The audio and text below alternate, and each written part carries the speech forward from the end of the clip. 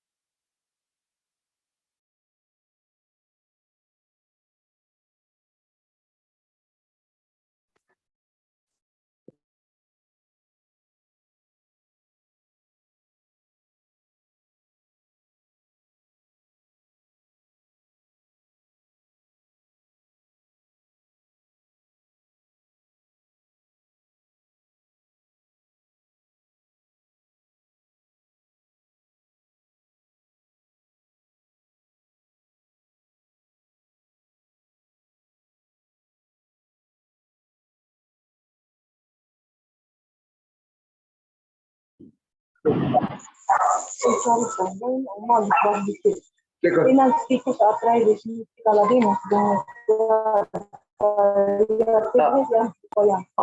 Arthritis,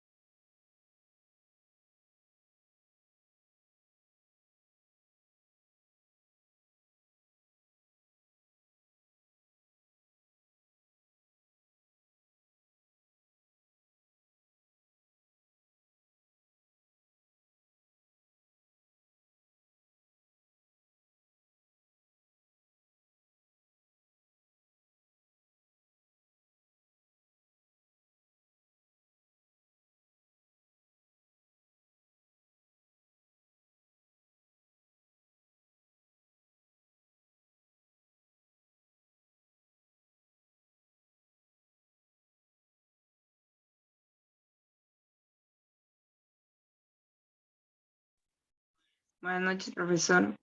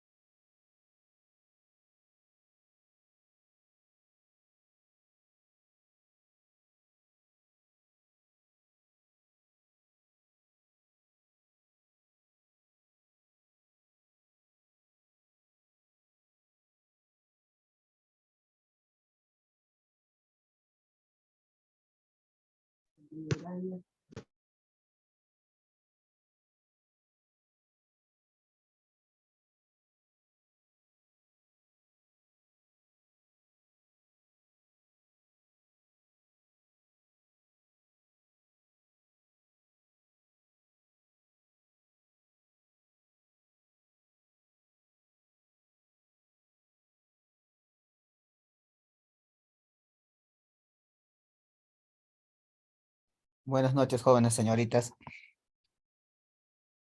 Buenas noches, profesor. Buenas noches, profesor. Profesor, buenas noches. Profesor, buenas noches.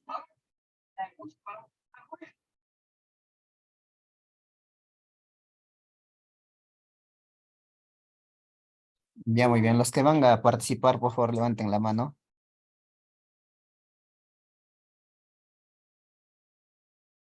Profesor, ¿no vamos a resolver el examen? Ya está bien. Que terminen de exponer y lo resolvemos, ¿ya? Ya, profesor. Muy bien. Lila Valverde Villanueva.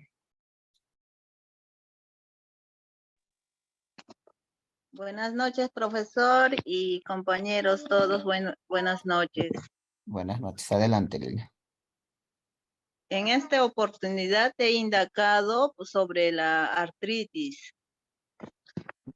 La artritis es una inflamación de una o más articulaciones que provocan dolor y rigidez y pueden empeorar con la edad. Existen diferentes clases de artritis y cada una tiene diferentes causas, como desgaste, infección y enfermedades subyacentes. Y los síntomas serían dolor en las articulaciones, cuello, dedos, espalda, manos, muñecas, músculos o tobillos. Las causas serían antecedentes familiares, edad, lesión, articulación previa y obesidad. Estas son las causas. En diagnóstico podemos mencionar lo siguiente: las radiografías, tomografías computarizado, imágenes de resonancia magnética, tratamiento farmacológico de artritis. Los medicamentos que se utiliza para tratar son los siguientes: antiinflamatorios, son el ibuprofeno y naproxeno sódico. Pueden aliviar y reducir la inflamación. Contrairritantes, estos son cremas y ungentes que contienen mentol. Frotar estos productos sobre las articulaciones que duelen. Esteroides, son medicamentos que contienen corticoides como prednisona, que reduce inflamación. Y dentro de esto también están las inyecciones. Pueden ser también terapia. Dentro de terapia están los ejercicios que pueden mejorar la amplitud de movimientos y fortalecer los músculos. Y también existen cirugías como, por ejemplo, recuperación de articulaciones, reemplazo de articulación y función de articulaciones. Eso sería todo, profesor. Ya, ok, gracias, Lila. Clever. Profesor, buenas noches, compañeros, buenas noches. En esta oportunidad he investigado sobre la enfermedad de anorexia. La anorexia es un trastorno de conducta alimentaria de origen neurótico, ¿no?, que se caracteriza por un rechazo sistemático de los alimentos. Se observa en la mayoría, en las personas jóvenes, suele ir acompañado de vómitos provocados. Tipos de anorexia. 1. Anorexia nerviosa restrictiva. que desarrolla una serie de estrategias en su vida cotidiana para restringir los alimentos. Puede decir que han comido cuando no es verdad. Evitan comer en compañía, ya sea familiares o amigos. 2. Anorexia nerviosa compulsiva o purgativa. Se van sucediendo momentos de atracones compulsivos ante los sentimientos de culpa. En este tipo de anorexia, cuando la persona enferma come, se provocan los vómitos. Las causas de anorexia: hipertiroidismo, estar preocupados o el estrés, trastorno de ansiedad, tener una imagen negativa de sí mismo, tratar de ser perfeccionista. Síntomas. Los síntomas físicos son pérdida de peso excesiva, aspecto delgado de un momento a otro, recuento de células sanguíneas anormal o disminución de glóbulos rojos, fatiga, insomnio, mareos, pigmentación azulada en los dedos, cabello fino o quebradizo, piel seca, amarillenta. Síntomas psicológicas: el miedo intenso de ganar peso, distorsión de la imagen corporal o verse gorda, hacer ejercicio de forma excesiva, negar el hambre o poner excusas para no comer, no querer comer en público, quejarse por estar gordo o tener partes del cuerpo que están engordando, retraimiento social, etc.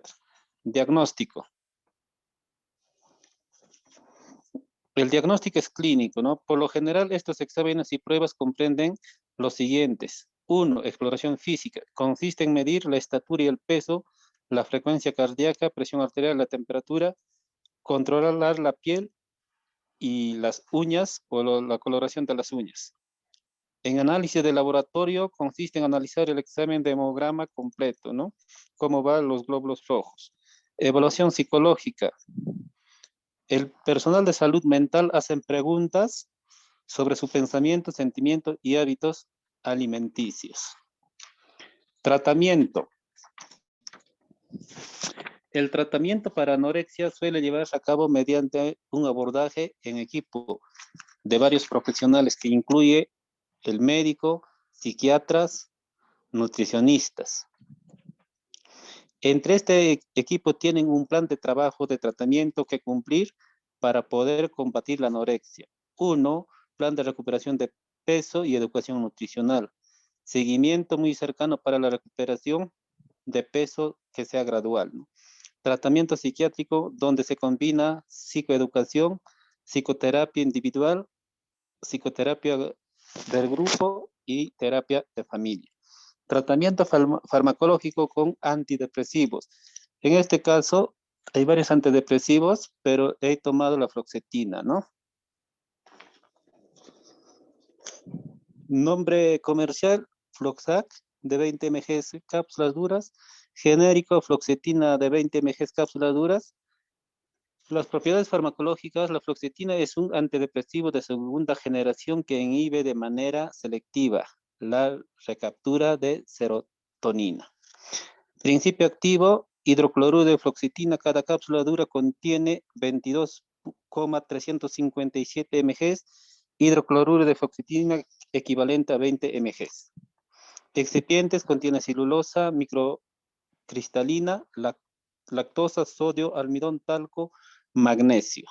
Formas farmacéuticas: cápsulas duras que conocemos como tabletas. Datos clínicos, indicaciones terapéuticas. En adultos, en episodios de depresión mayor, trastornos obsesivo, anorexia nerviosa, que se puede tratar con fluoxetina ratio, está indicado como complemento a la psicoterapia. En niños y adolescentes, en niños menores de 8 años no se puede dar este medicamento, a partir de 8 años para arriba, ¿sí, no? En episodio de depresión mayor, de moderada a grave, episodio de ansiedad. Posología y forma de administración. En adultos, la dosis recomendada es de 20 mg al día. La dosis debe ser revisada, ajustada si es necesario dentro de 3 a 4 semanas, bajando de 10 hasta 5. En población pediátrica y adolescentes, el tratamiento debe comenzar y monitorizar bajo supervisión de un especialista. La dosis inicial es de 10 mg por día. Contraindicaciones. Hipersensibilidad a fluoxetina. Fluoxetina está contraindicada en combinaciones de inhibidores irreversibles no selectivos de monoaminooxidasa. Reacciones adversas de fluoxetina es el nerviosismo, ansiedad, dificultad para conciliar el sueño, náuseas, diarrea, boca seca, acidez estomacal, bostezos. Eso sería, profesor. Gracias, Clever. Jacqueline, Profesor, buenas noches, compañeros, buenas noches. Hoy les voy a hablar de cómo tratar la migraña. Tratamiento para la migraña. El tratamiento de la migraña está destinado a detener los síntomas y prevenir ataques en futuro. Se han diseñado muchos medicamentos para tratar las migrañas y los medicamentos usados para combatir la migraña se dividen en dos grandes categorías. Analgésicos, también conocido como tratamiento agudo o abortivo. Estos tipos de medicamentos se han tomado durante los ataques de migraña y están diseñados para detener los síntomas. Medicamentos preventivos. Estos tipos de medicamentos se toman regularmente, a menudo todos los días, para reducir la intensidad o la frecuencia de las migrañas. Toda opción de tratamiento depende de la frecuencia o intensidad de los dolores de cabeza, o si tienes náuseas o vómitos con los dolores de cabeza. El grado de discapacidad que te causan los dolores de cabeza y otros trastornos que tengan, ¿no? Algunos de estos analgésicos de venta libre o receta son la aspirina o el ibuprofeno o Advil Nutrin y de otros. Cuando se toma durante mucho tiempo puede causarnos dolores de cabeza o por el uso excesivo de medicamentos. Posiblemente úlceras o hemorragia en tracto gastrointestinal. Los medicamentos para aliviar la migraña que combinan cafeína o aspirina, paracetamol, Excedrin, migraña. Puede ser útiles también, pero en general solo para el dolor leve o migraña. Es todo, profesor. Gracias, profesor. muy bien. ¿Cuál es tu apellido, Jacqueline? Jacqueline Laucata Zamora, profesor. Ya, gracias. Franci Giraldez. Profesor, compañeros, buenas noches. He averiguado sobre la enfermedad de cistitis o inflamación de vejiga. La cistitis es una infección urinaria que afecta a la vejiga por la presencia de gérmenes, hongos o virus en la orina. Esto se evidencia, esta enfermedad, mediante el cultivo de la orina. Sus síntomas son dolor o escozor al miccionar, frecuencia miccional muy aumentada o elevada, sensación de deseo miccional y la orina sanguinolenta. Sus causas. La cistitis es causada por microbios, por lo regular por bacterias. Estos microorganismos ingresan a la uretra y luego a la vejiga y pueden causar una infección, y esa infección se desarrolla en la vejiga. También se puede diseminar, o sea, llegar a los riñones. Su tratamiento. Existen muchos antibióticos que son en primera línea para tratar la cistitis. El tratamiento es diferente dependiendo de la edad, de la localización, tipo de infección recurrente. Entre ellos, los antibióticos que más se puede usar son el trimetoprim, fosfomicina, nitrofurantoína, la cefaloxina, ceftriaxona. La fosfomicina es la más común, la más usual, que ayuda mayormente en estas infecciones urinarias, cuya dosis recomendada es un sobre de 8 gramos en una toma única o cada 24 horas durante 2 días. Eso sería todo, profesor. Gracias, Franci. Dina Huica. Profesor, buenas noches. Compañeros, buenas noches. Yo voy a hablar sobre el colesterol. Bueno, nosotros tenemos dos tipos de colesterol, que es el bueno y el malo. Yo les voy a hablar exclusivamente del tema del colesterol malo, que es LDL. ¿Qué significa el colesterol LDL? Significa que tienes demasiado colesterol en la sangre, que son unas placas y se acumulan en nuestras arterias y se conoce arterioesclerosis.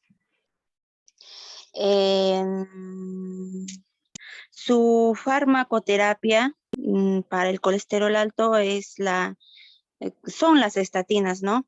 Son fármacos que puedan reducir el colesterol. Hacen como bloqueadores de una sustancia que el cuerpo necesite para producir colesterol. Los medicamentos alternativos accesibles para el colesterol son la atorvastatina, la fluvastatina, la lovastatina, la pitavastatina, la provastatina y la suvastatina, y todo lo que es la vastatina. Eso es lo que trata al colesterol. ¿Cómo tomar estos medicamentos? La mayoría de las personas que toman los medicamentos o pastillas para el colesterol lo hacen una vez al día, algunas por las noches, otras personas pueden tomar en cualquier momento, o sea, como viene en diferentes dosis, tienen que, esos medicamentos no les puede darles ninguna farmacia o pueden conseguir en otros sitios, sino tienen que ir a un médico y esperar que el médico les recete a qué etapa está el colesterol, ¿no? Y de acuerdo a eso, el médico nos va a recetar lo que es los medicamentos para el colesterol, que son las vastatinas. A muchos de los pacientes se les recomienda tomar por las noches antes de acostarse porque causa rigidez muscular. Tenemos dos tipos, como se dice, cada cuerpo actúa de diferente manera, ¿no? Entonces, a la mayoría de las personas le recomiendan por la noche. Eso sería todo, profesor, de mi parte. Ok, Dina, gracias. Solo para aclarar lo que mencionó su compañera, en este caso, medicamentos que son las estatinas, solo se consumen de noches. ¿Por qué? Porque en la noche nuestro cerebro está produciendo mayor, o mejor dicho, está metabolizando mayor cantidad de colesterol, a diferencia de todo el día. Como estamos en un estado de reposo, el colesterol se sintetiza, pues, ¿no? Durante toda la noche. Entonces, necesariamente tiene que ser en las noches. Ahora, no solamente están las estatinas, sino también están, en este caso, los fibratos, que también ayudan a reducir el colesterol, ¿no? Como es el caso del gemfibrosilo, por ejemplo. La diferencia en este caso es que los fibratos a la vez aumentan lo que es el HDL, ¿no? Lo que es el colesterol bueno. A diferencia de las estatinas, que solo reducen el colesterol, ¿no? Entonces tenemos esos dos tipos de fármacos, ¿ya? Muy bien.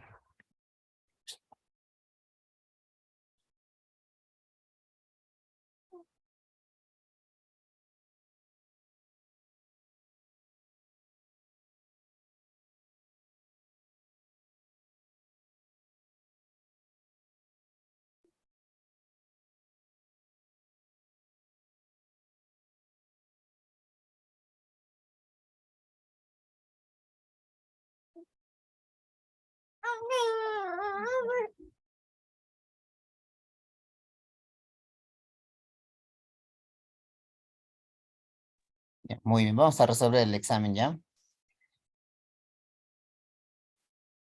Bien, en este caso nos dice las siglas Air In, significa, ¿qué significa?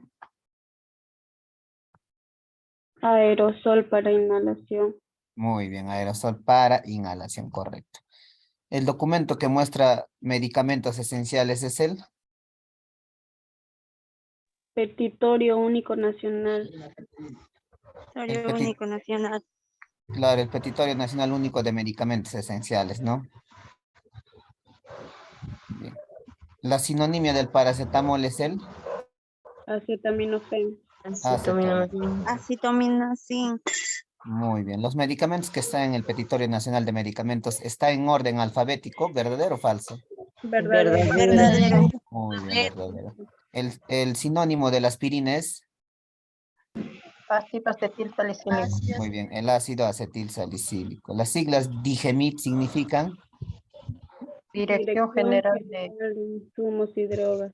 muy bien, Dirección General de Medicamentos, Insumos y Drogas. Insumos y Drogas. El sistema SISMED nos ayuda a controlar los medicamentos, controlar la fecha de vencimiento, realizar inventario sistemático, controlar el stock de medicamentos, todas las anteriores. Todas.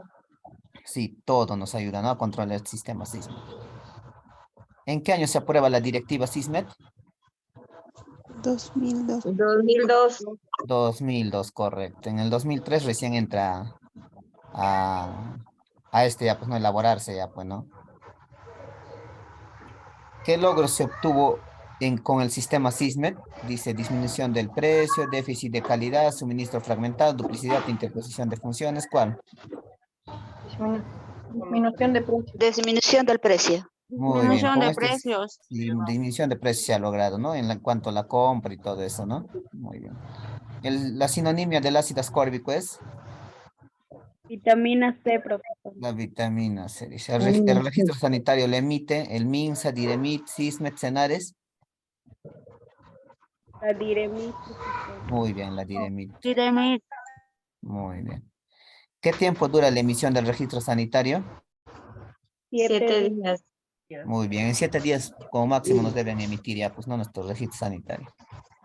Los profesionales fiscalizadores de medicamentos son médicos, enfermeros, químicos farmacéuticos, abogados. Químicos farmacéuticos. Químicos Muy farmacéuticos. Ajá, acá dice profesionales fiscalizadores de medicamentos. Si solamente nos diría fiscalizadores, ahí sí podríamos poner abogados, ¿no? Si en caso se encuentran irregularidades en la oficina farmacéutica, se sanciona a el dueño, al director técnico, el químico farmacéutico, al personal que Al atiende o al químico administrador. farmacéutico. Químico farmacéutico. Al director técnico, muy bien. Dice, en el observatorio de precios encontramos precios, medicamentos, dirección de establecimientos, todos. Todos los Todos encontramos, ¿no? Hemos visto una pequeña imagen que podemos encontrar los precios, también los medicamentos y la dirección incluso del establecimiento, ¿no? Ya, son niveles de atención primaria pública, dice, pública, excepto Las droguerías. hospital especializado, hospital general, droguería, centro de salud. Droguerías, profesor. Droguería. Droguería. Muy bien. Las droguerías son ya, pues, instituciones privadas, ya, pues, ¿no? Fármaco, un fármaco antagonista, cura, bloquea, genera terapia, alivia. Bloquea. Bloquea. Mediadores. Bloquea. El anestésico local usado comúnmente es La lidocaína. la lidocaína, no la morfina, no son lidocaína, ¿no? Lidocaína. Ajá. Se define anestesia como pérdida de conciencia, pérdida de sensación de dolor, pérdida sensitiva de los órganos, analgesia. Pérdida del dolor. Claro, pérdidas de sensación de dolor. Muy bien. Es un opiáceo, dice, lidocaína, bupivacaína, morfina, alprazolam. Morfina. Morfina. Morfina, muy bien. Ya, entonces el examen, ya joven, está sencillo nomás.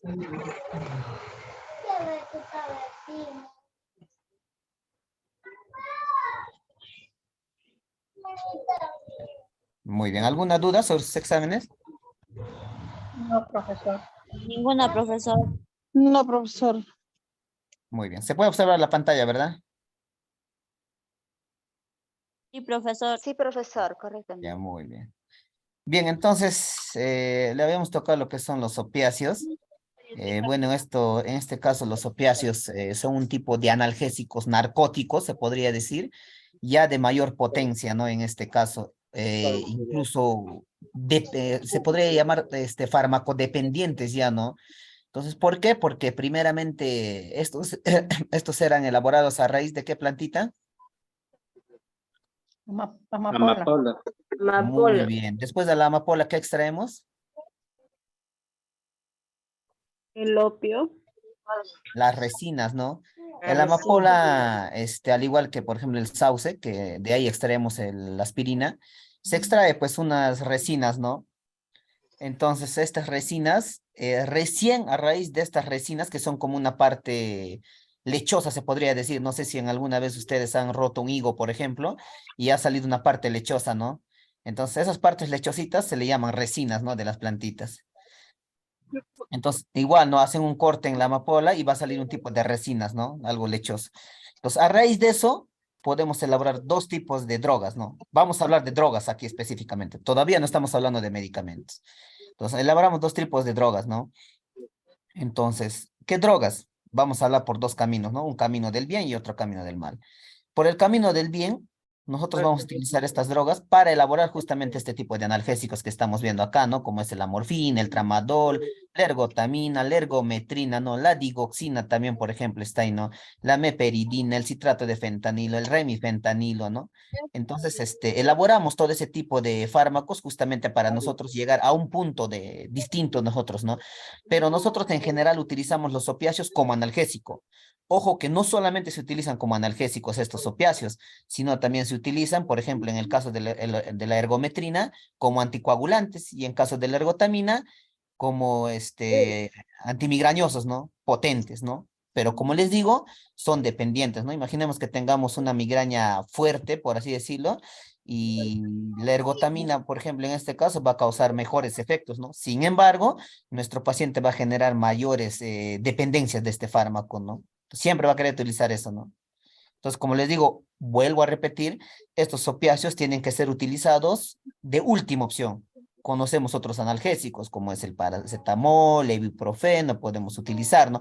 O el naproxeno, el diclofenaco, podemos utilizarlo de primera opción. Ya si en caso nuestro paciente tenga dolores intensos que ya no podemos controlarlo con este tipo de analgésicos, podemos utilizar ya los opiáceos, ¿no?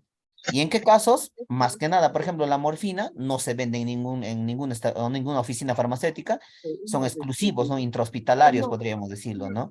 En ese caso, ellos, se utiliza, por ejemplo, para problemas de cáncer, ¿no? ¿Esto comes?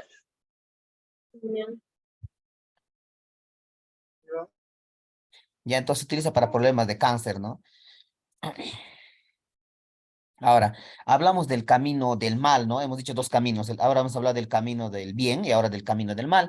En el caso del camino del mal, nosotros vamos a utilizar o mejor dicho, se va a elaborar esta droga que se conoce como la heroína, ¿no? Entonces, mediante un proceso sintético se generan unos polvitos, ¿no? Estos polvitos, al introducirle calor, una temperatura alta, se va a disolver, ¿no? Y se va a generar líquido. Entonces, ¿qué hace el drogadicto? Extrae ese líquido con una jeringa y se lo inyecta directamente a las venas, ¿no? Genera mejores efectos, incluso psicóticos, se podría decir, ¿no? Sin embargo, estamos dañando, deprimiendo nuestro sistema nervioso central, ¿no? Entonces, ya sabemos, la heroína se elabora a partir de la amapola, las resinas y después los opiáceos, el opio que se obtiene, ¿no? ¿Ya?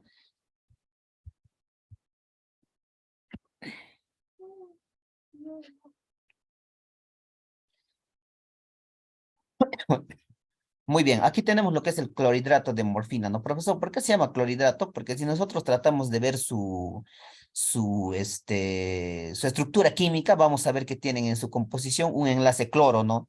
Con hidrógenos. Por eso se llama clorhidrato, ¿no? ¿Y por qué lo elaboran de esta manera, introduciéndolo cloro e hidrógeno? Porque los opiáceos en este sentido tienden a generar mejores efectos cuando se une a estos tipos de enlaces, ¿no? Como son el cloro y el hidrógeno, ¿no? Igual sucede, por ejemplo, en las benzodiazepinas, ahí tenemos al clonazepam, ¿no? Que tiene un enlace cloro, ¿no? Entonces, estos cloros elevan o deprimen mejor nuestro sistema nervioso central para evitar, en este caso, el dolor, ¿no? ¿Ya? Esta morfina no viene en otra presentación más que las ampollas. Viene 10 miligramos en 1 mililitro, ¿no? O sea, no es que la ampolla sea de 1 mililitro, ojo, sino que me está diciendo que en 1 mililitro de esta solución que yo tengo existe 10 miligramos, ¿no? Entonces, yo quiero aumentar la dosis, quiero aumentar 20 miligramos, tendré que duplicar también el volumen, ¿no? De la ampolla. Entonces, mediante dosis unitaria, nosotros podemos incluso modificar esta concentración. En este caso, sí, ¿no? En el caso de líquidos, soluciones, ampollas, ¿no? Lo que no sucede, por ejemplo, en las tabletas, ¿no? No quiere decir que si yo tengo un paracetamol de 500 miligramos y lo parto a la mitad, ya voy a tener 250 y 250, ¿no? No quiere decir eso. En tabletas, comprimidos, no sucede eso. Así lo parten en 1000 pedazos, el pequeño pedacito que yo tengo sigue teniendo 500 miligramos, ¿no? Del principio activo, ¿ya? Entonces no hay que equivocarnos ahí. En caso de soluciones sí podemos modificar, ¿no? Con un proceso de dosis unitaria. ¿Ya? Indicaciones, bueno, es un medicamento alternativo. Ojo, se resalta medicamento alternativo, útil en el tratamiento sintomático del dolor severo que no responde a los analgésicos o antiespasmódicos usuales. Estamos repitiendo que no respondemos a este tipo de analgésicos antiespasmódicos usuales, ¿no? Analgésicos, hemos hablado del paracetamol, diclofenaco, naproxeno, generalmente lo que se utiliza en un tipo de dolor, ¿no? Espasmódicos, cuando hablamos de antiespasmódicos, estamos hablando de dolores intensos de estómago, ya que producen contracción muscular. Ya cuando nosotros hablamos de espasmo, justamente estamos hablando en este sentido de contracción muscular en la parte del estómago, ¿ya? Los dolores que, incluso menstruales, podríamos llamarlo como espasmódico, ¿no? Para eso vamos a utilizar antiespasmódico. Un medicamento, profesor, ahí tenemos a la iosina, por ejemplo, ¿no? N-etilbromuro, así está, ¿no? ¿Ya? Muy bien. Contraindicaciones, bueno, reacciones de hipersensibilidad, o enfermedad pulmonar obstructiva crónica, asma bronquial, depresión respiratoria, edema pulmonar y traumatismo encéfalo-craneano, ¿no? Entonces, nosotros tenemos que evaluar en este caso, cuando nuestro paciente ingresa, por ejemplo, a un shock postraumático, no podemos utilizar esta morfina, ¿ya? No podemos utilizar, por ejemplo, en pacientes sedados tampoco, ¿no? No podemos. ¿Ya? Tenemos que utilizar en pacientes que estén en conciencia y que tengan un dolor intenso, ¿no? Por eso les mencionaba el tema del cáncer, ¿no?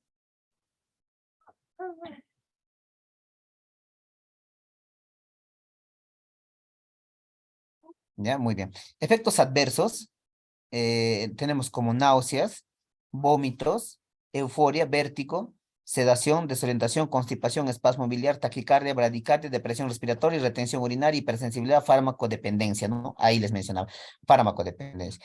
Estos parámetros también hay que tener en cuenta nosotros para justamente nosotros introducir este medicamento a nuestro paciente, ¿no? Advertirle de estos efectos adversos que se pueda producir cuando se le introduce, ¿no? O se le administra este fármaco.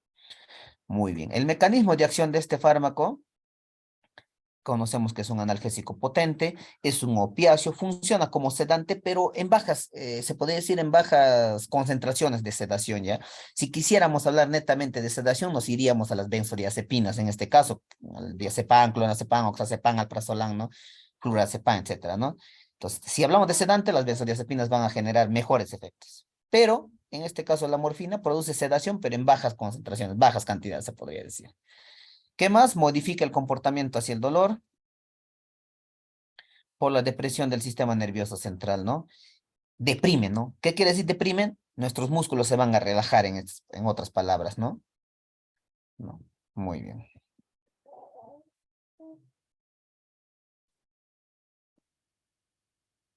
Ahí tenemos al tramadol o tramal, como lo conocemos, ¿no? En su marca, ¿no?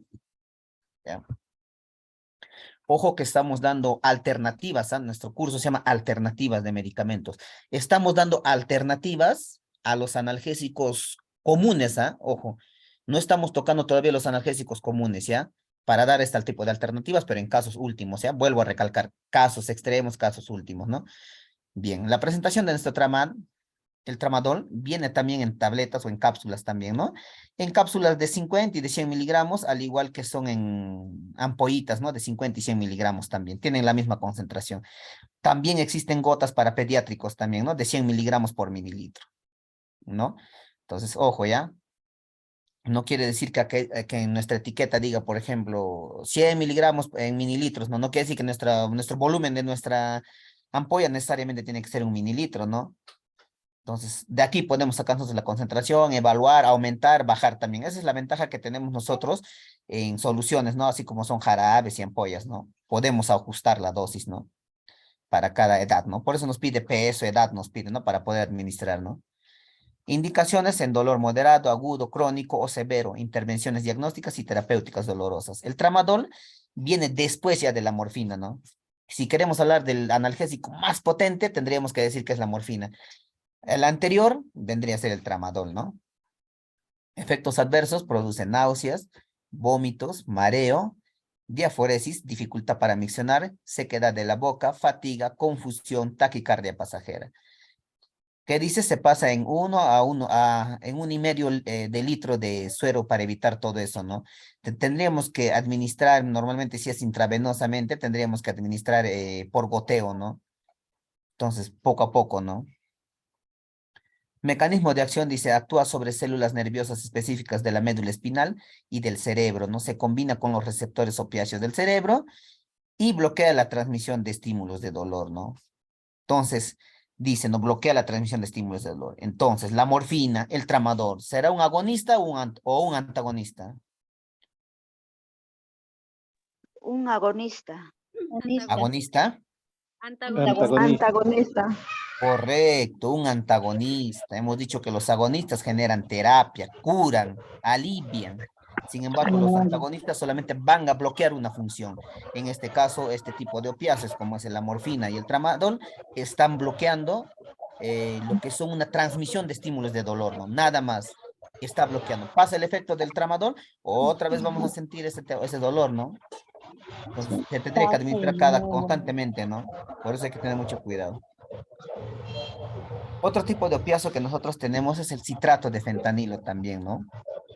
Su presentación viene en ampollas de 0.5 miligramos en 10 mililitros, pequeñas concentraciones, mira, ¿no? Solamente tenemos 0.5 de principio activo para 10 mililitros, ¿no? Se dan cuenta cuán fuerte puede ser este medicamento, ¿no? Y tenemos otro tipo de ampollas de 100 microgramos ya, ¿no? O sea, menos cantidad, ¿no? O sea, 0.01 miligramos estaríamos hablando, en otras palabras, ¿no? Y en 2 mililitros. Pequeñas concentraciones.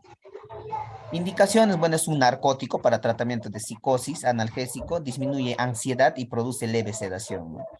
Por vía intravenosa tiene un comienzo de acción menor a los 30 segundos, rápido, ¿no? Y un efecto máximo de 5 a 15 minutos, ¿no? Con una duración de acción de 30 a 60 minutos. Entonces, nuestro efecto va a durar 30 a 60 minutos aproximadamente, ¿no? Muy bien. Efectos adversos: depresión respiratoria, dificultad para respirar, náuseas, vómitos, espasmo de los músculos del tórax, contracción de estos músculos, en otras palabras, y abdomen, ¿no? Bradicardia, ¿no? Entonces tenemos ese tipo de efectos adversos, ¿no? Entonces, como les digo, no es fácil el manejo de estos tipos de opiáceos, ¿no? Tenemos que tener muy en cuenta primero la evaluación del paciente, ¿no? No es que a pesar de que nosotros podamos encontrar, creo que dentro de todos los opioides que estoy mencionando, el único que vamos a poder encontrar, por ejemplo, en droguerías así, va a ser lo que es ¿no? El tramadol, ¿no? Sin embargo, eso no quiere decir, pues, que yo voy a dar a diestra y siniestra, ¿no? Normalmente, no nos exige, pues, en este caso, mejor dicho, sí nos exige, ¿no? Dentro de nuestro libro de psicotrópicos y estupefacientes, se encuentra este tipo de analgésicos opioides, ¿ya? Pero solamente tenemos uno en venta, ¿no? Que es el tramadol. Entonces, tenemos que pedir receta, en otras palabras, para vender el tramadol, ¿no? No se puede vender así por así, ¿ya? puedo venderle y después al paciente puedo generarle una dependencia, ¿no? Y al final nunca se va a curar porque va a creer que solamente ese medicamento le calma, y porque le calmó rápido, entonces voy a seguir comprando eso. Y nunca va a asistir al médico, no se va a hacer su tratamiento, no va a descubrir qué enfermedad tiene ni nada, ¿no? Entonces lo recomendable es mejor mandar al médico, ¿no? Y peor, aún no estoy mencionando acá, pero otro tipo de contraindicaciones, bueno, acá sí lo menciona, pero es en caso de embarazos y lactancia, ¿no? Normalmente, en general, ¿no? Pero obviamente cada fármaco tiene unos contraindicaciones ya específicas, ¿no? Pero en todos vamos a encontrar que dice embarazo y lactancia, ¿no? Muy bien. Tenemos otro tipo de opiáceo que es el midazolam. Su presentación viene de 15 miligramos en 3 mililitros o 5 miligramos en 5 mililitros, ¿no? Sus indicaciones son premedicación, sedación intravenosa. Este midazolam también se utiliza como sedante y como anestésico también, ¿ya? Tranquilizante y miorrelajante. Normalmente este midazolam utilizamos, pero en analgesias cortas, ¿ya? Se podría decir de 2 a 3 horas, cuando no necesito mucho tiempo para la operación, ¿no? También se utiliza en temas veterinarios también, ¿no? ¿Ya? Se utiliza en temas veterinarios. Entonces, utilizan, ¿no? Este midazolam en esas patologías, ¿no? Disminuye el flujo sanguíneo cerebral y la utilización del oxígeno cerebral, ¿no? Más potente que el diazepam, ¿no?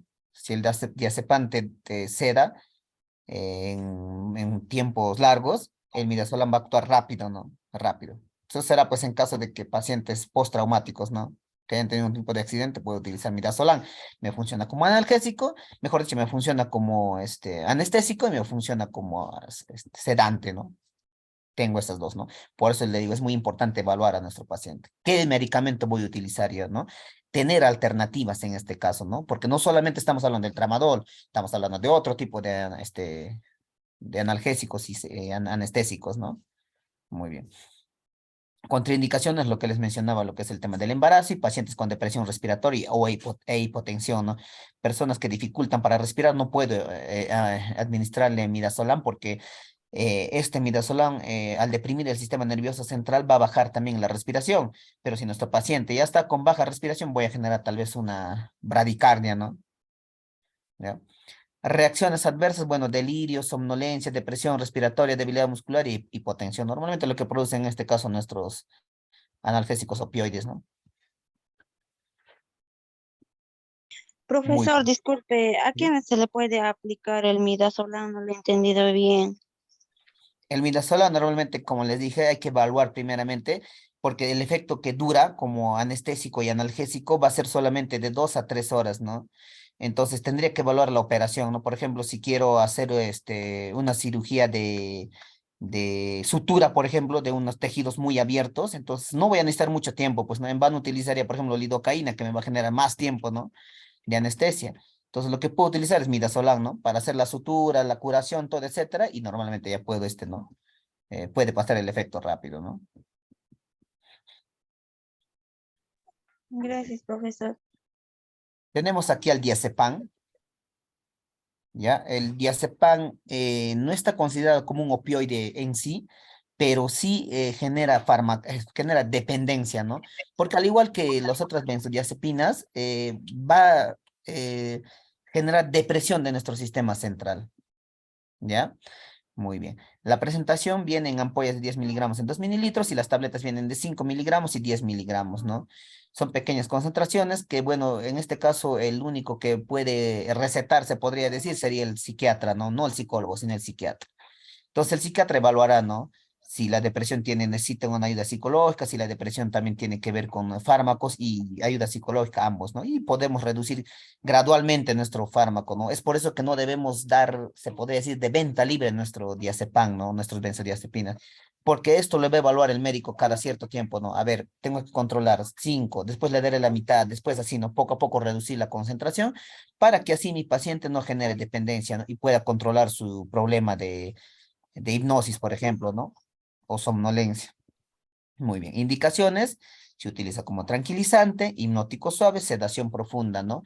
Y como ansiolítico también, ¿no? Cuando nosotros hablamos de ansiolíticos, controla un tema de ansiedad, ¿no? Por ejemplo, este diazepam también se utiliza en tema de pacientes alcohólicos dependientes incluso del alcohol, ¿no? Porque el alcohol igual deprime nuestro sistema nervioso central, ¿no? Entonces, por ejemplo, están en tratamiento, ¿no? De dejar en este caso el consumo del alcohol, entonces llega un tema de ansiedad, ¿no? Que les da ese tema de querer más, ¿no? Le administran lo que es diazepam y con eso tranquilo pueden controlar, ¿no? Hasta que pueda durar el tratamiento psicológico, ¿no? Ojo, que aquí no lo menciona, pero este diazepam y en general las benzodiazepinas tienen una reacción muy fuerte con lo que es el alcohol, ¿no? Con la administración de alcohol y la administración de benzodiazepinas va a potenciar su efecto de esta benzodiazepina, haciendo que pueda durar más tiempo o la sedación sea más fuerte.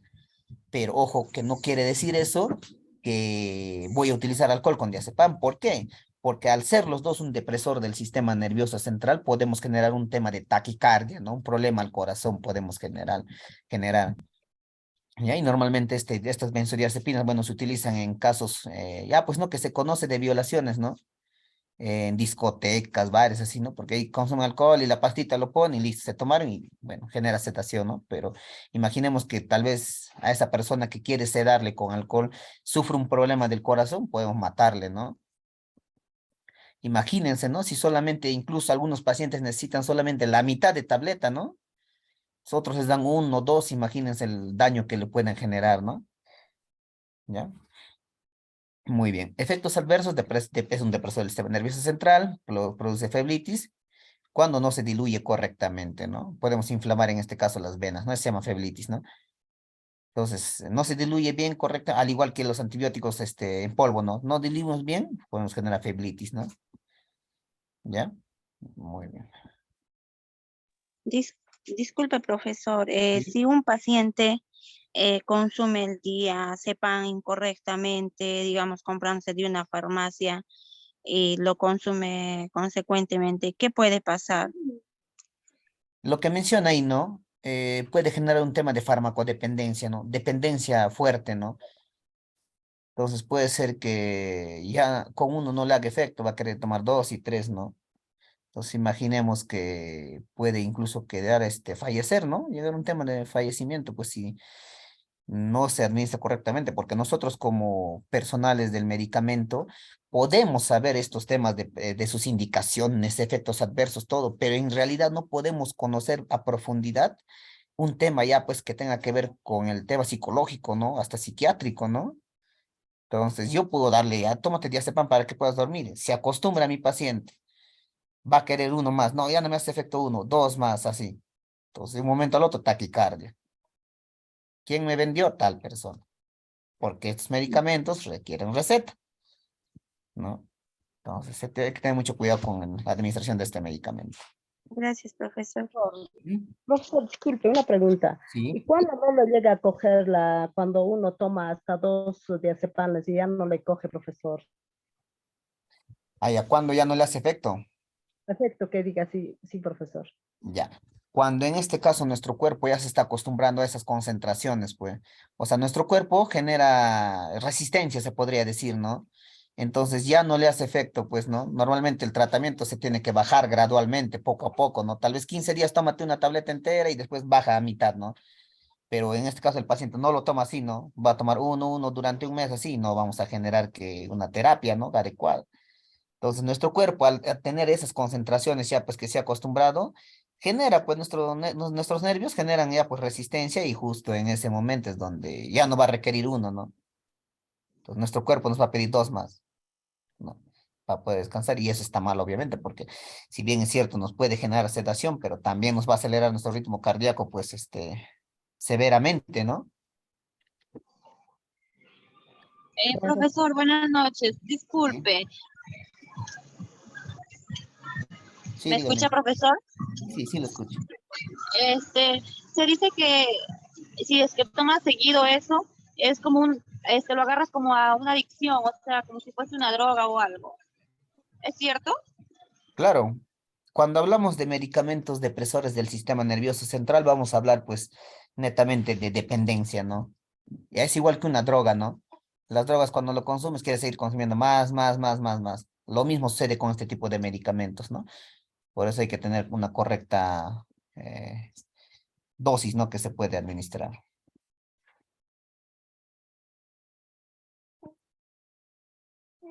Ya, muy bien. Aquí tenemos a lo que es el ondansetron, ondansetron, ¿no? Que es un tipo de fármacos que sirve como antieméticos, ¿no? Para vómitos, ¿no? Fuertes, ya se podría decir, ¿no? Porque anteriormente tenemos a la metoclopramida, ¿no? O al dimidrinato, ¿no? Como antiemético, ¿no? Pero ya, pues, en este caso, cuando se hace quimioterapias, ¿no? Después para el tratamiento del cáncer, el paciente genera vómitos, ¿no? Por el tema de las radiaciones fuertes que ha recibido su cuerpo, pues, ¿no? Quiere vomitar justamente todo eso, ¿no? Entonces, evitamos eso con el ondansetron, ¿no? Que justamente va a evitar vómitos fuertes ya, ¿no? Porque normalmente nuestro dimidrinato nos sirve, pues, para vómitos de viaje, ¿no? Vómitos leves, ¿no? Reflujos leves, ¿no? Igual la metoclopramida, ¿no? Reflujos leves, etcétera, ¿no? O como incluso la metoclopramida como protector gástrico también utilizamos, ¿no? Pero en este caso el ondansetron ya pues tiene que ver con un tema de vómitos, pero fuertes ya, ¿no? También que se utilizan radioterapias y posoperatorios también cuando el paciente no ha resistido esos rayos, se podría decir, ¿no? Ya. Ven en su presentación es en ampollas de 4 miligramos y 8 miligramos, ¿ya? Contraindicaciones es rash cutáneo, rash nos referimos a un tipo de alergias en la piel, cefaleas, dolores de cabeza intenso, ¿no? Estreñimiento, diarreas y lo más importante, embarazo y lactancia, ¿ya? Entonces no podemos utilizar lo que es en embarazo y lactancia nuestro ondansetron. Efectos adversos que no se dan comúnmente es la cefalea, visión borrosa, convulsiones, arritmias y dolor torácico, ¿no? No son comunes, pero sí se puede producir.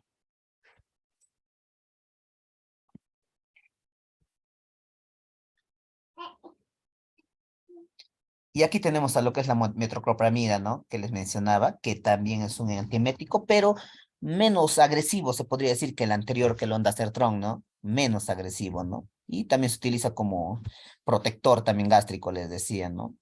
¿Ya? Sus presentaciones son en ampollas y en tabletas y en gotitas, ¿no? Ampollas tenemos de 10 miligramos en 2 mililitros y tabletas en 10 miligramos, gotitas son 4 miligramos por mililitro, ¿no? ¿Ya? Indicaciones ya les he mencionado, manejo de las náuseas y el vómito en pacientes con trastornos de motilidad gastrointestinal, ¿no? Motilidad, ¿no? Cuando nuestros músculos se han contraído y no puede producir una correcta motilidad en todo nuestro sistema gastrointestinal para que nuestra comida o nuestro bolo alimenticio pueda distribuirse correctamente y por consiguiente absorberse, ¿no? Entonces, en esos trastornos podemos utilizar metoclopramida. Hiperemesis, bueno, emesis llamamos, bueno, al vómito igual, ¿no? Pero aquí hablamos de hiper ya, ¿no? Cuando hablamos de hiper es exceso, ¿no? De vómito, de la gestación. ¿Se puede utilizar en gestantes? Sí, pero en este caso tiene que tener una previa evaluación del médico, ¿no? Reflujo gastroesofágico, cuando la comida se te vuelve, ¿no? A veces sientes que comes y la comida a veces se te queda en el cuello, así, ¿no? A eso llamamos reflujo gastroesofágico. Vómito posanestésico, cuando después de la anestesia genera un tipo de vómito, utilizamos metoclopramida, ¿no? O a la par también lo utilizan, ¿no? Metoclopramida con su anestésico. Entonces, cosa que ya no genera vómitos, ¿no? Que se pueda producir por este tema de anestesia. Gastroparesia y otros trastornos de hipomotilidad digestiva, ¿no? ¿Cómo se llama la motilidad digestiva? ¿Cómo le llamamos? ¿Alguien sabe? Peristaltismo. Muy bien, peristaltismo, ¿no? A eso llamamos motilidad digestiva. Correcto. Contraindicaciones, su uso está en el embarazo, siempre vamos a mencionar eso y queda a criterio y responsabilidad del médico tratante, ¿no? Resaltamos esto porque aquí les he mencionado, ¿no? El profesor me ha dicho en gestación, pero aquí me dice que no debe utilizar en embarazadas, ¿no? Lo menciona, todos los medicamentos lo van a mencionar, pero haciendo un apartado, ¿no? Que da criterio y responsabilidad del médico tratante. Como les decía, el médico es el que va a tener la última palabra, ¿no? Haciendo todo el diagnóstico, etcétera, va a determinar su administración de este medicamento. ¿Ya? Efectos adversos, sedación, somnolencia, depresión, confusión y parkinsonismo, ¿no? Parkinson, ¿no? Tembladera, como que les da, ¿no? Profesor, disculpe una Sí, pregunta. O sea, en mujeres gestantes, ¿pueden consumir el Gravol AP? Gravol. Sí, AP. Claro, como le digo, este tipo de antieméticos normales están indicados en embarazadas, pero obviamente tiene que ser evaluación del médico ya, pues. Uno por así no le puede dar, ¿no? Yo sé de medicamentos, todo, ¿no? Pero no lo podría recomendar a una gestante, ¿no? A menos que ya, pues, ¿no? El médico lo haya evaluado y diga, no, sí es necesario, ¿no? Ya, profesor. Ujú. Gracias. Muy bien. También tenemos a la ranitidina, ¿no? La ranitidina viene a ser un medicamento, pues, antihistamínico, ¿no? De primera generación, ¿no? H1, ¿no? No, H2, mejor dicho, ¿no? Que justamente, profesor, ¿pero qué tiene que ver los antihistamínicos con problemas gástricos? Tiene que ver mucho, ¿no? Porque cuando se produce espasmo, nosotros liberamos histaminas, ¿no? Al igual cuando hay un proceso gripal, de gripe, liberamos histaminas, ¿no? Igual en la alergia, ¿no? Histaminas le liberamos que no, justamente, ¿no? Por ejemplo, en el caso del sistema respiratorio nos hace estornudar, picazón, etcétera, ¿no? En cambio, en el estómago, la liberación de esta histamina nos va a producir espasmos, ¿no? Entonces, en este sentido, tocamos aquí este antihistamínico, la ranitidina, ¿no? Ojo que los antihistamínicos no sirven específicamente para alergias, para gripe, etcétera, ¿no? Estamos viendo acá que también esta ranitidina, como antihistamínico, está sirviendo para espasmos, ¿no? Entonces, también esta ranitidina nos va a servir como protector gástrico, ¿no? Es menos agresivo que el omeprazol, ¿no? No, en este caso no funciona como un antiácido netamente, ¿no? Entonces, más funciona como protector gástrico. Si tenemos un pacientito con temas de úlcera gástrica leve o gastritis leve, podemos administrarle ranitidina, ¿no? De 150 miligramos o 300 miligramos, ¿no? Dependiendo, ¿no? 2 veces al día, si es 150 y 300 una vez al día, ¿no? ¿Ya? Entonces, en ampollitas también vienen, ¿no? Normalmente, los médicos que sí saben, el tratamiento de esta ranitidina, antes de que te introduzcan mayormente en adultos mayores, ¿no? De 50 años en adelante, no generan un peristaltismo correcto en su estómago, ¿no?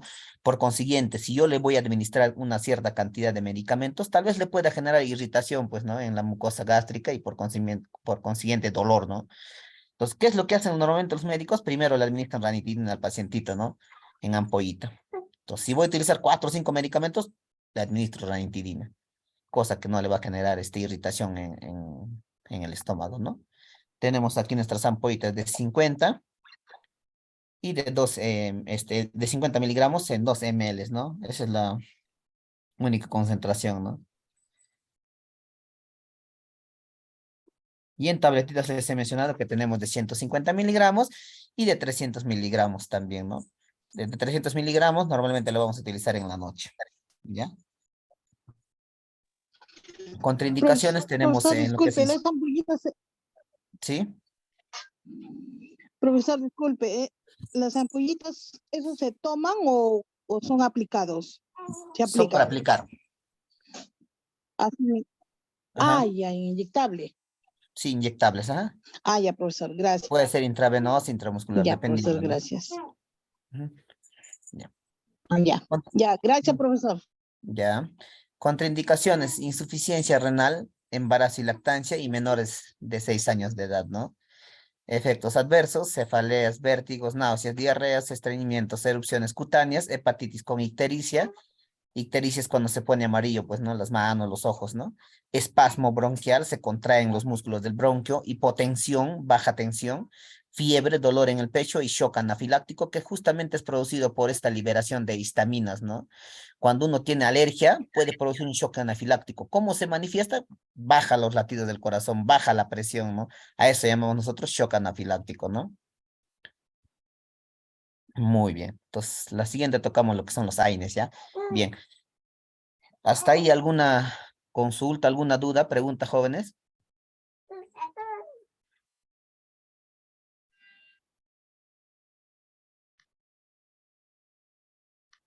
Está todo claro, profesor.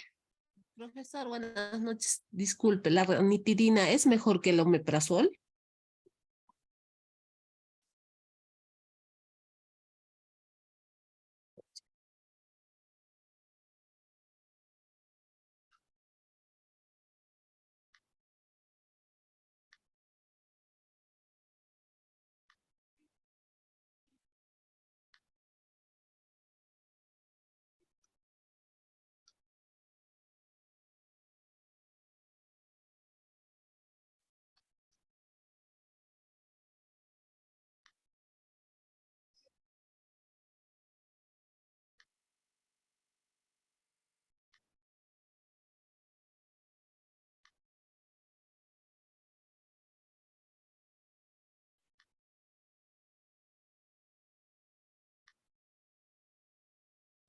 ¿Aló? ¿Se me escuchó? ¿Se me escuchó? Creo que el audio sea este.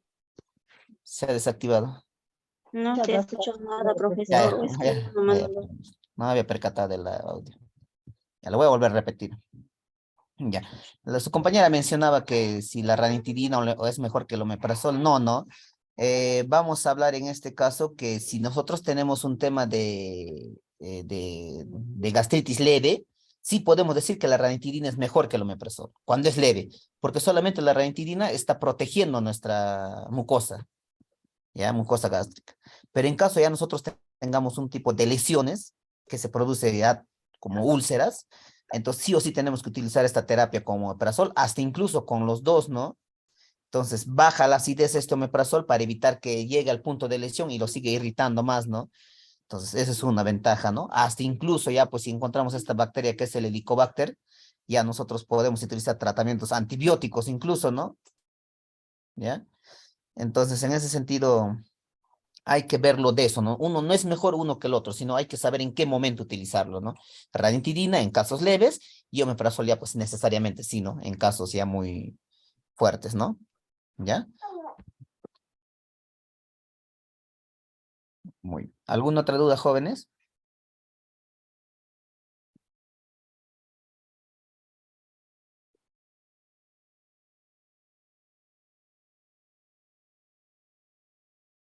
Muy bien, jóvenes. Entonces hasta aquí nos quedamos con la clase, ¿no? Sin antes desearles un feliz día de la amistad y del amor también consiguiente, ¿no? Entonces, Igual, profesor. aprovechen este momento, aunque ya es muy tarde, ¿no? Que algunos saldrán tal vez, ¿no? De Bueno, igual manera, aprovechen igual, ¿no? profesor. Buenas A dormir, a noches. dormir. A dormir, ahí está mejor. ¿Media hora nomás? Ya, muy bien. Bien, jóvenes, entonces que tengan buenas noches y Hasta el nos jueves, vemos profesor. el día Hasta el jueves. jueves, profesor. Ya, Buenas noches, jueves. profesor. Profesor, buenas Jueves. noches. Buenas noches. Buenas noches, profesor.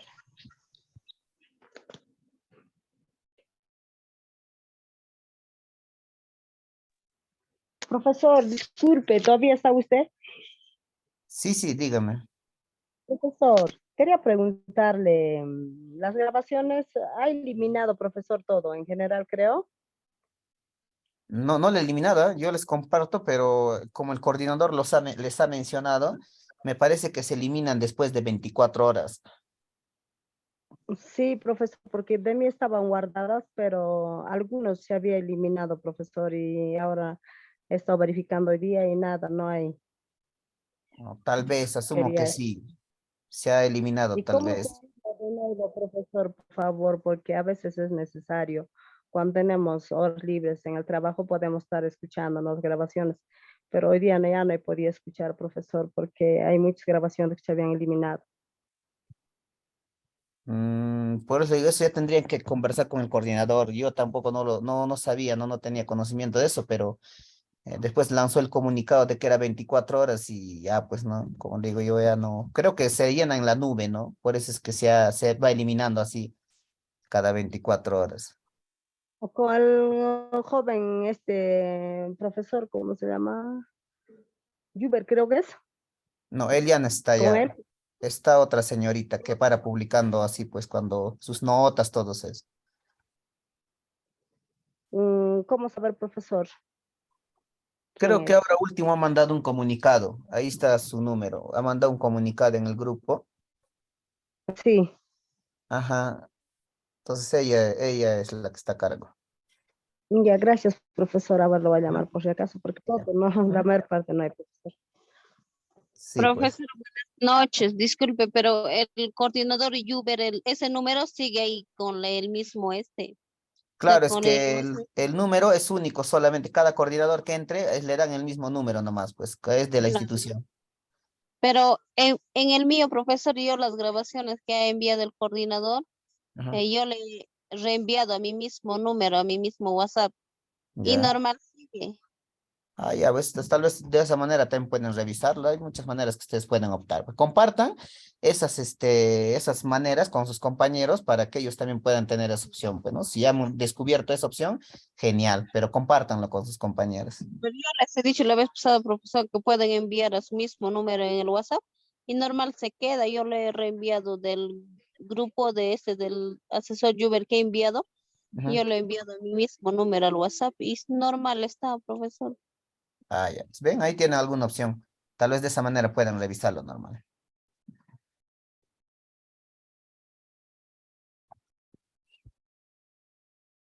Muy bien, jóvenes. Buenas Hasta noches a jueves, todos. profesor.